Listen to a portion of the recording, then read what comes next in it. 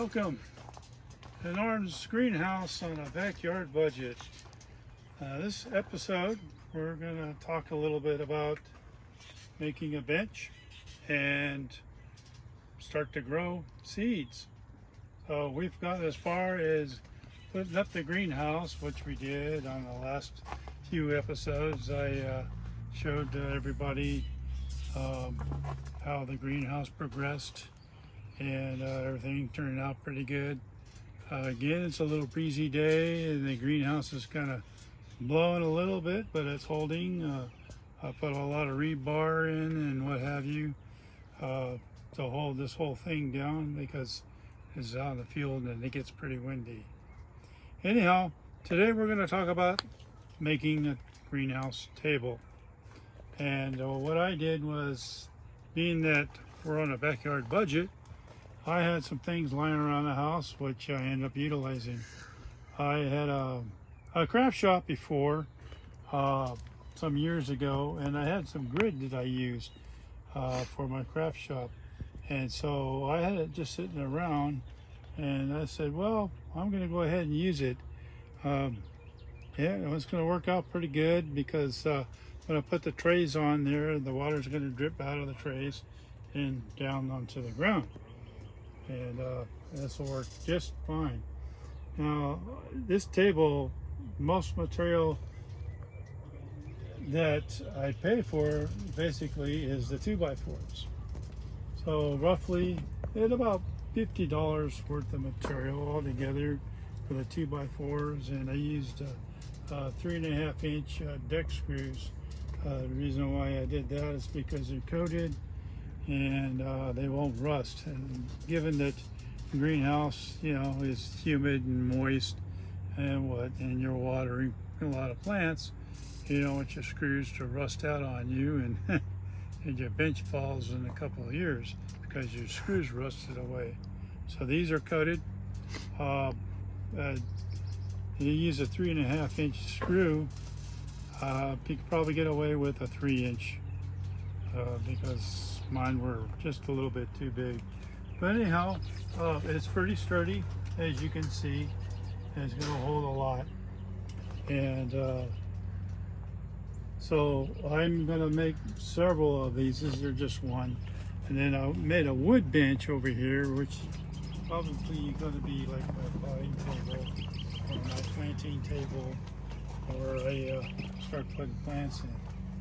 So anyhow, that's the table. I had put some braces on there, some old wood I had around that was from my deck, so I used that to brace it. Down the road you can lay out a 9-10 foot piece of plywood if you want.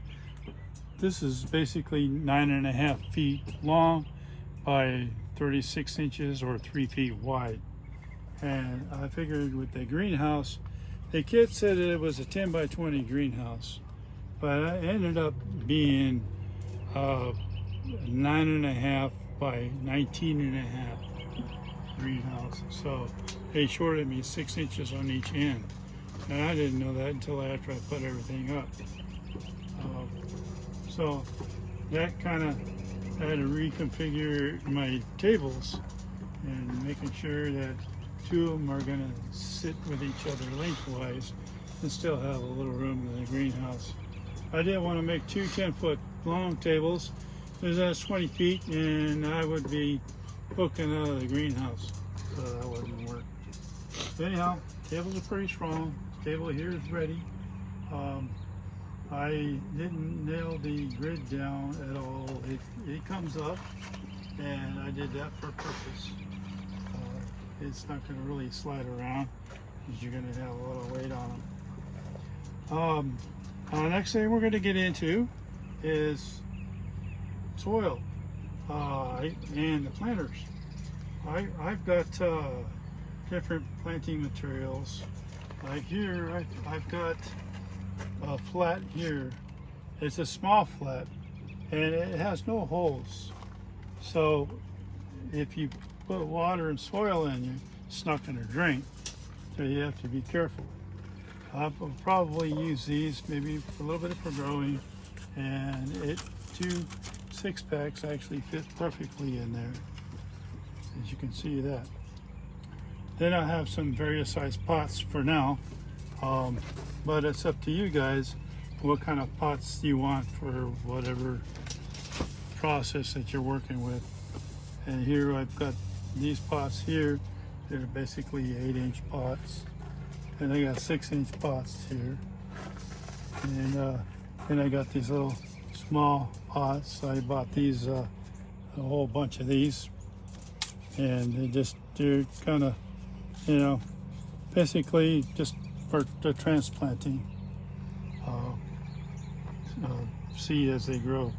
Then over here I have I've got the big guys here, and these guys, they have holes in them, so they're great for drainage. So if I was to fill those with dirt, or in seed soil, then I can water it, and they can drain over on the table, and they can drain down out of the table. This fits six packs, which you probably want if you were going to go and sell them someplace, craft show, flea market, yard sale, whatever. The flats would be nice that you can carry these, put these in your car and put them on the table and sell them, you know, to the public. And then out here, over here actually, I have a couple of different kinds of soils. And over here, I got the moisture control potting mix. Again, you have to be careful when you're planting seed that you just don't grab any kind of soil. There's soils for every kind of purpose. And this potting mix here that I got, and I put some in this tray, as you can see, there's a little bit of bark in there and what have you. This predominantly, again, it feeds up to 6 months. It has fertilizer already in it. A lot of mixes and soils in their bags have some fertilizer in them. This one here is meant for potting, so indoor, outdoor potting. So if like you had spider plants, you can use the soil to pot indoors with. It's moisture control, so it's pretty good with moisture. It's actually pretty good if you were to grow mums. You know, like the yellow picture here on the bag. There, you know, it's mums. They're pretty popular out here in Pennsylvania because mums, you have to be careful of the moisture in the soil. So again, there are certain plants that will love to have that kind of a potting mix. Then you have this garden soil over here, and again, the label says for in-ground use. And it can be conceiving, because you know, you got picture tomatoes and, you know, veggies and flowers on there, and you think, okay, well, I can use this, you know, to start my seed off with. Well, basically this is used to mix with your soil on an outside garden. It's a mix. It's all purpose. You know, you could maybe grow seed from there, but I don't recommend it. Again, and then over here, I've searched far and wide for this soil. And if we come out here,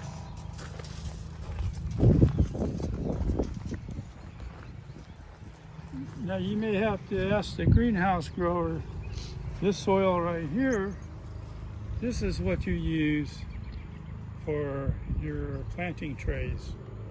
Again, when you plant your trays, you're going to be planting seed, and then from there you're going to transplant that seedling as it comes up out of the tray into 6-pack cells, or they even have 4-pack cells, and then like 4-inch pots or 6-inch pots. And again, this is all purpose, and I had to go to several stores to find this. I had to find the greenhouse grower himself and say, hey, you know, I want to use the same soil you're using to grow your plants in the greenhouse. So, you know, they're not going to show this to you up front when you go shopping. You kind of have to look around and ask for it, like I did.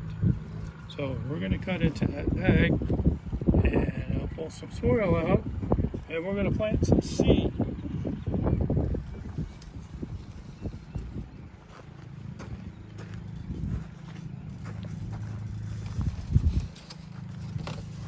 I'm going to grab a big tray here.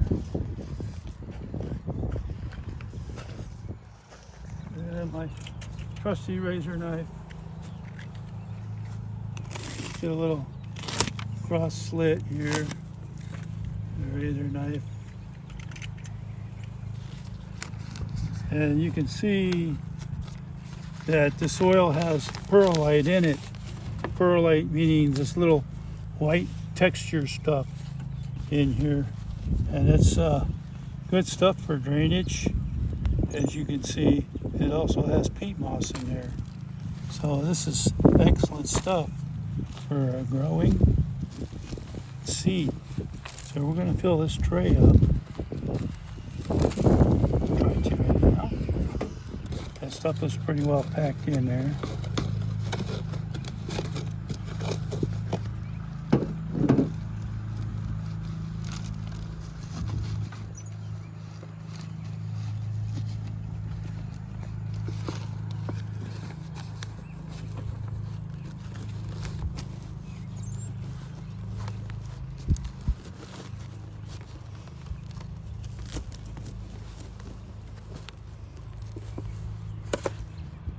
One of my sticks loosened up.